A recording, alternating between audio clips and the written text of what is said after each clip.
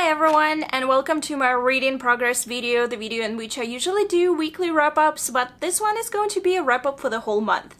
I did my last video ending October 21st, and it's been pretty much a month since I filmed one of those, and the reason for that being because I was very busy, and still am, with NaNoWriMo, with a lot of events, plus I have not been reading that much, honestly. My attention is kind of split between NaNoWriMo, launching the zine, plus just doing other stuff, doing to events, going to book launches, etc. I'll talk about it later, and I just didn't really have time to read. So this is going to be the wrap-up for the period between October 22nd and November 19th, so basically a month. And let's just get on with it. So in my previous review, I mentioned Tom Gold and his comic strips collection, or graphic novel, or comics collection, I don't know what to call it, which has an amazing title, You're All Jealous of My Jetpack. I think I mentioned it in my previous video. I really liked that collection. It had a lot of comic moments in it, just like those little strips, just so adorable. I gave it 4 stars. And then I checked out immediately another book by Tom Gold from the library, and that is Moon Cop. And this is a separate just graphic novel, so it's one complete story in this kind of bluish grayish color scheme, which I absolutely love. And this is a story about the lunar colony, and that colony has one cop, a moon cop, and he just goes around, you know, carries on with his duties, carries on with his day life, just day to day, and then he starts to notice that the colony is diminishing because basically people are moving back to Earth.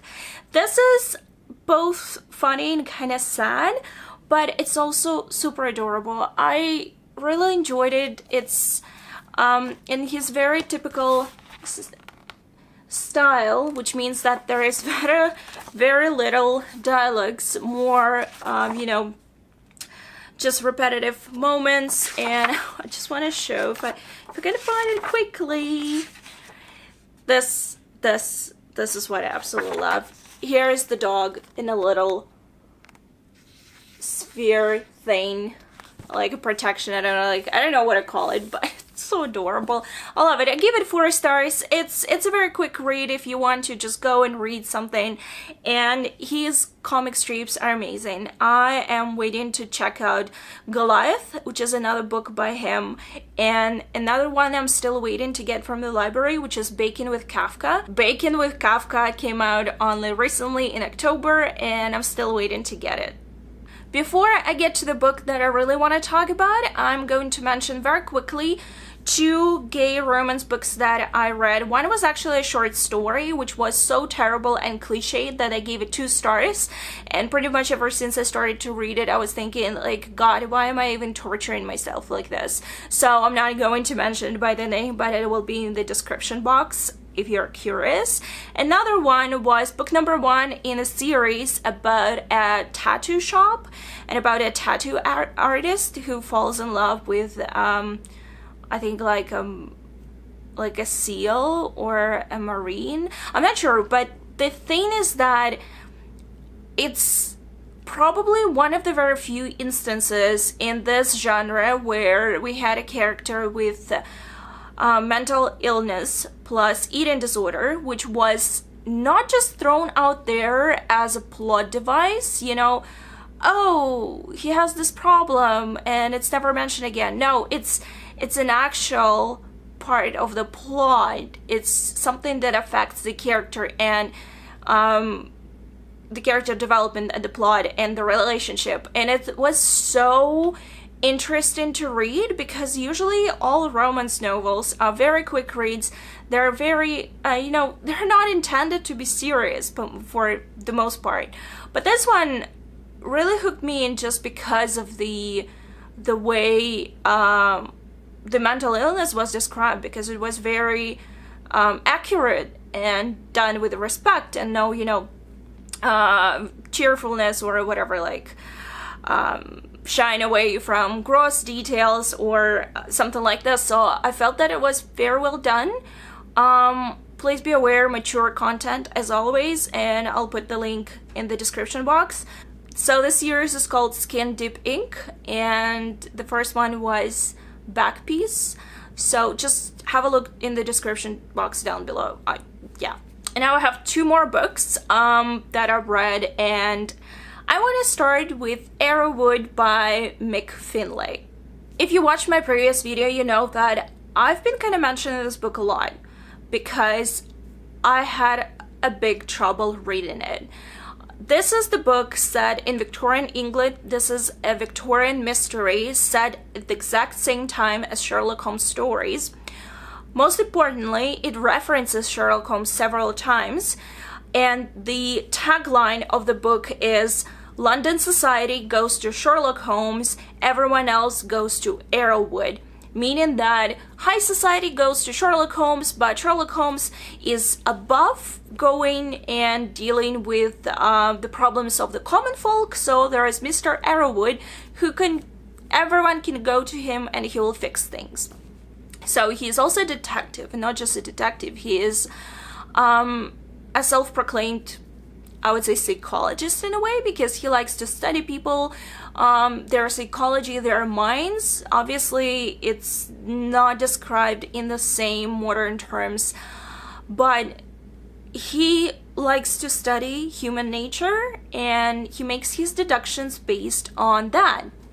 Plus, Mr. Arrowood, he's from elite initially, he's a gentleman, however, apparently he lost his fortune for some reason, and he's rather poor right now. He does have an assistant by the name of Barnett. His sister visits them quite unexpectedly, and his sister is involved in some sort of mission. So together with other women from the church, she tries to help refugees, she tries to help people like the lower societies. She has been to Afghanistan, she's been to different places where help is needed, etc., etc. So the plot of the book starts with the, as usual, visit by the potential client, and this is a young French lady who is asking Mr. Arrowood to find her missing brother. And pretty much from that point, the whole story evolves. The story is told from the perspective of Arrowood's assistant Barnett, and this is very reminiscent of how Dr. Watson writes his stories about Sherlock Holmes. As a matter of fact, his stories and the Strand magazine are mentioned several times in the book, and Mr. Arrowood usually scoffs at them, and he has basically he despises Sherlock Holmes, and he thinks that he is a show-off, that his deductions are not as solid as he pretends them to be, that mostly all of his deductions are based on luck, not the actual evidence, etc., etc. So, several things here. First of all, this is the debut novel by Mick Finlay. He himself is a teacher of psychology, so I can see how his knowledge played and helped him to write the character of Mr. Arrowood, and also some of the twists of the plot. However, I had a lot of trouble reading this book because it is very slow-paced throughout the book, not just the very beginning, but pretty much throughout the book. There are some episodes, some moments when there is some action happening, and it's good, but it's just a couple of pages, and then we just go down and it's so slow. And then at the very end, everything is resolved in like, I don't know, like 20 pages. Well, maybe more than that, but it just, everything felt really rushed. The language itself, the prose was good, but the plot was just a bit choppy in the sense that there were several plot lines, and pretty much till the very end, I couldn't, as a reader, piece them all together. At some point, I even stopped caring about who was who, but I couldn't really tell what was happening. And one of the things for a murder mystery, because this is not a thriller, this is a murder mystery, you kind of need to give a reader some hints at what is happening. And then when everything was revealed, it was like, okay, fine, and what's next? Another thing that I did not like was the fact that female characters seemed to be a bit grotesque. I think my problem was when I went into this book, I was thinking that this book is going to be very serious in the same way as Sherlock Holmes stories are serious. They're not that much joking. This is not BBC Sherlock in which we have a lot of jokes and, you know, like, we can laugh and at the same time be involved into a serious discussion about murder, killings, etc. But here at in the Arrowood, I expected this to be also very serious, but at some times I just felt that, especially in terms of female characters, that it was a bit, you know, like just tongue-in-cheek, kind of like playing around. First of all, we have the character of Arrowood's sister. Her name is Atty. So she's portrayed as a very formidable woman. A bit in the way as Mrs. Hudson is in certain adaptations. She's very forced, as she's very independent, she does her thing, she knows what is her mission in life. She does not shy away from coming back into Arrowood's life and pointing out exactly what is he doing wrong and where she's displeased with him and what she thinks should be improved. So she's a very formidable woman.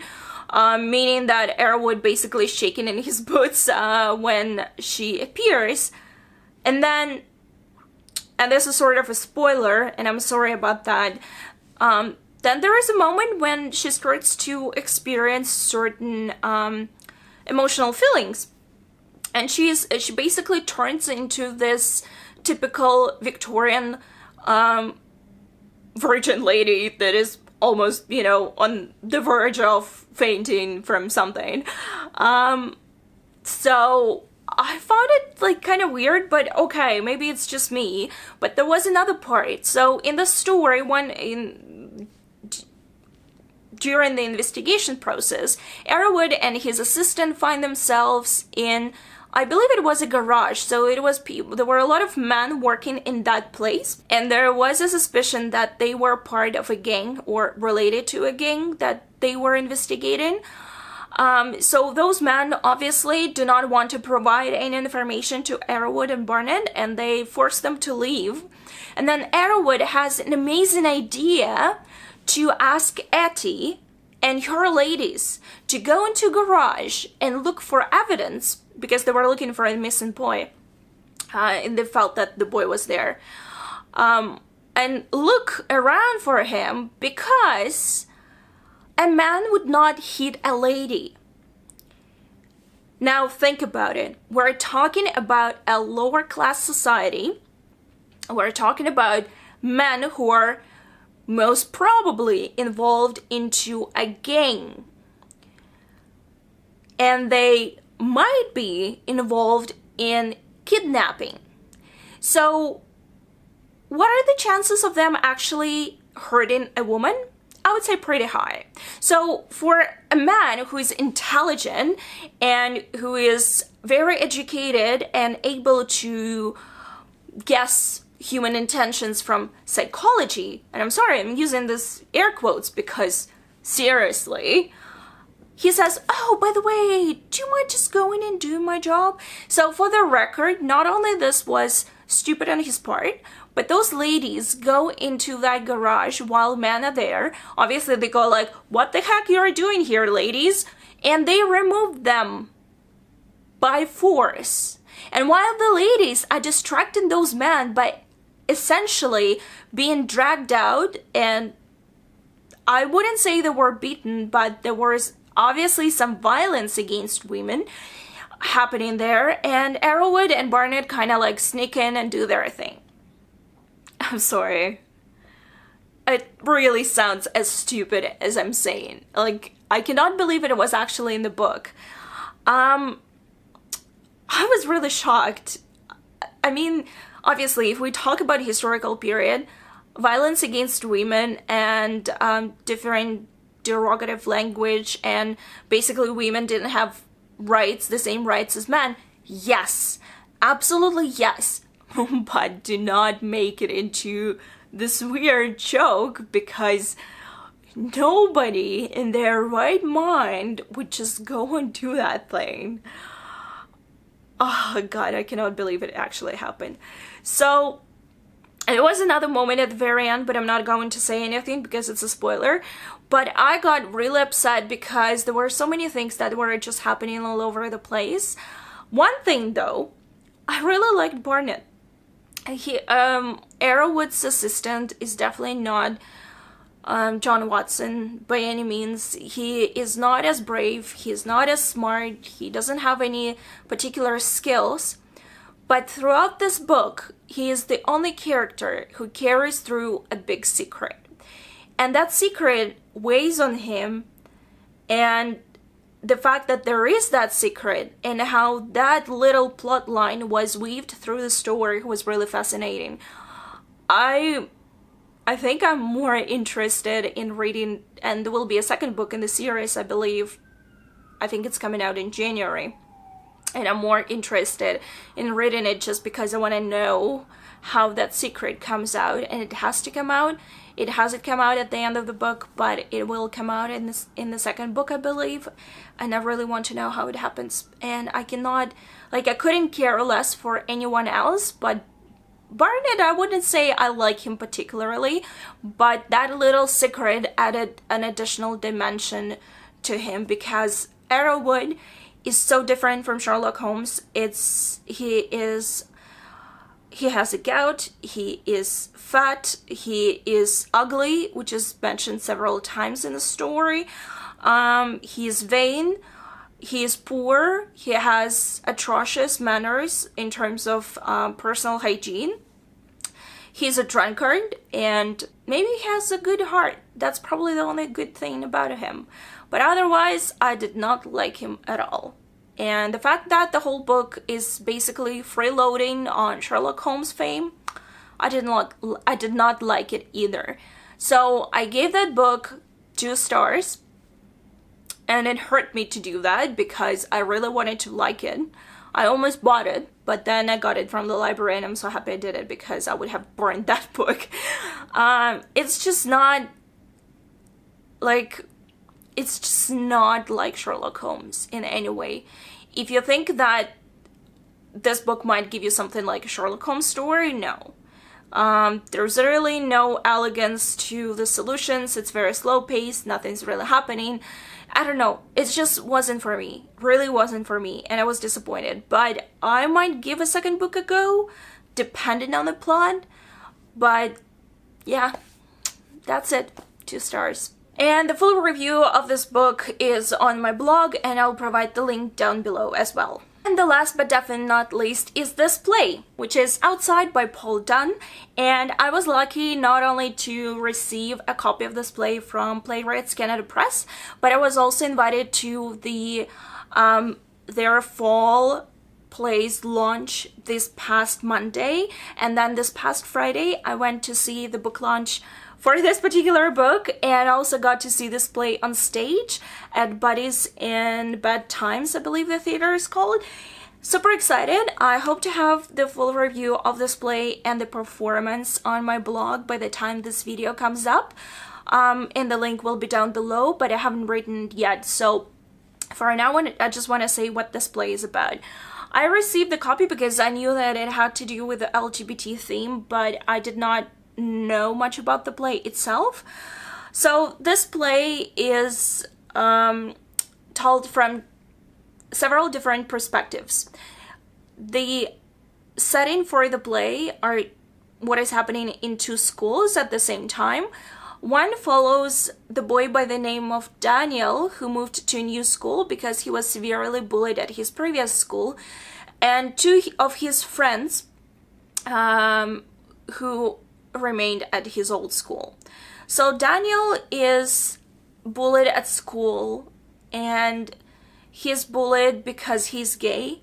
And actually at the beginning of the play, he doesn't really know that he's gay. He never really considered that, but he's just being bullied and called names and shoved into lockers and just then someone gets a hold of his cell phone number and he starts getting texts. So it just escalates and escalates to the point that when he is severely beaten by some students, and he basically just gets depressed, and it just spirals down to him trying to commit suicide, but he fails. He survives, and then he's moved to a different school. And at that new school, he comes to Gay and Straight Alliance Club or a meeting committee, and he tells his story to them. And then back at his old school, Christina and Jeremy, his two only friends at old school, are trying to organize their own Gay and Straight Alliance to attract kids and kind of, you know, spread diversity. And they discuss what happened, why they want this, why now, etc. I read this play in one go because it's a very short play. I liked it, but also the way it ends, the way things are wrapped up at the very end, I had a feeling as if it was just not enough, because Daniel is moved to a new school, but he misses his friends. And there is that separation between them, which I did not like. And I gave this play 4 stars. But then I was invited to the launch and the performance. And at the launch, not only I had this signed by Paul Dunn himself. Oops, wrong page. Here we go. And this is my ticket. But I also, I realized when I got to the launch that this play was actually intended for middle grade and high school kids. And I was like, oh, really? Because I read it as an adult and I kind of assumed it just was about that time frame or that, you know, age. But then I realized that it was actually intended for kids. And it gave me a whole different perspective, because what is amazing about this production company, and I believe it's called Rosinee Theater. So what they do is that they tour with this play, showing it in schools for grades between 6 and 12. And they go all over Ontario. There is also talks about possibility of them going outside of Canada to US. If I remember correctly, by now over 34,000 people have seen this play. And what is amazing about this play is just not because it kind of brings up important topics about mental health, about bullying, and also how to deal with those serious topics. Because when we look at what Christina and Jeremy are discussing, we can tell that they don't know how to deal with it. And after the play, the performance itself wrapped up, the actors who were playing Daniel, Christina, and Jeremy, they went on stage and they explained how the whole process works when they perform in front of the school kids. They wrap up the performance and then they open the floor to Q&As. So they give the kids an opportunity. First of all, they introduce themselves, the actors introduce themselves, and then they give the kids the opportunity to kind of get involved and discuss what happened in the play and how they feel about it. Because there are a lot of discussion about bullying, but also not just actively bullying, like sending text messages or, I don't know, like photoshopping a picture of someone, or writing on the wall, you know, if you die, nobody would miss you, something like this. But there is also another part of that, and this is where Jeremy's character comes in, is standing passively and not doing anything. Not helping, not participating in bullying, but not going and, you know, supporting someone or stopping the bullying or anything. I really loved how they wrapped up the performance with all the discussions, the topics that they bring up, the fact that they open up to kids, and there were several very interesting points that the actors themselves shared with us, the audience, the adults. They said that one of the things that really stuck in my mind was that the adult audience is very different from kids' audience. because kids tend to take everything in as it goes. So if something good happens on stage, they laugh. If something bad happens, they cry. Well, basically, I'm exaggerating here. But they experience everything as it happens. While adults, when they watch the play, or as I was reading it, because I can totally relate to that, they start thinking about consequences, about everything that is going to happen. And they start, foreshadowing, for like imagining what is going to happen next. And that's why adults have a very different perspective. And then in the certain moments when there are jokes, which are not really supposed to be funny, some kids would laugh and adults would not, because they can see like where it's going to lead later on. So this is the difference between audiences. And the second thing that I really liked is that the actors said that a lot of times when they come and do the performance, some kids come over to them and kind of open up about their own experiences. And they also said that there are a lot of schools where they went would start their own gay and straight alliances, or diverse gender alliances. I remember they said something about gender. So this play just starts a very good conversation. And that's why it's important. So, like I said, I have not written my review yet, but I just want to say that this play, as a book, is 4 stars, just because when I read it, I felt that there was something missing. And that something missing was actually that discussion that happened after the performance. So I would say the performance was 5 stars and this one was 4 stars, because I just was missing that little element. And probably it was done intentionally, because it's kind of meant like as an educational piece. And yeah, really enjoyed it. Cannot recommend it high enough. And now very briefly about what I'm currently reading, because I feel as if I've been talking a lot in this video. And the first one is The Life-Changing Magic of Not Giving a Fuck by Sarah Knight. I read her second book. Now I'm reading her first book, and I'm kind of regretting it, because her second book is stronger than her first book. It's pretty much the same concept, what she's talking about. It's a non-fiction, kind of self-help book.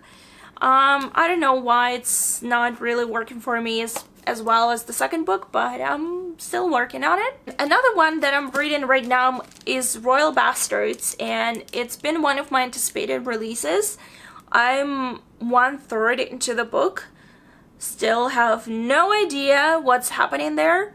I mean, like, I do have an idea about the plot, but I have no idea how it's all going to be resolved, or why I should care about those characters.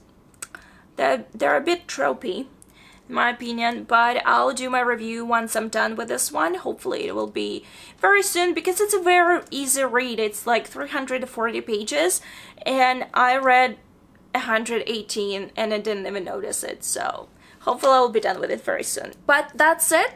That's all I have for now. Thank you so much for watching. I'll have all information in the description box below. Don't forget that the first issue of our zine is coming out on December 5th. You can request a review copy if you want. Just send an email to wardashes@gmail.com, or just go to wardashes.com to have a look at the website, have a look at the preview, and sign up for our newsletter. Also, I have my writing videos and my writing vlogs every Sunday. Unfortunately, I'm not doing as well as I hoped I would with NaNoWriMo, but that's a whole different story. So that's all I have for you in terms of my book reading stuff. Thank you so much for watching, and I'll see you very soon. Bye!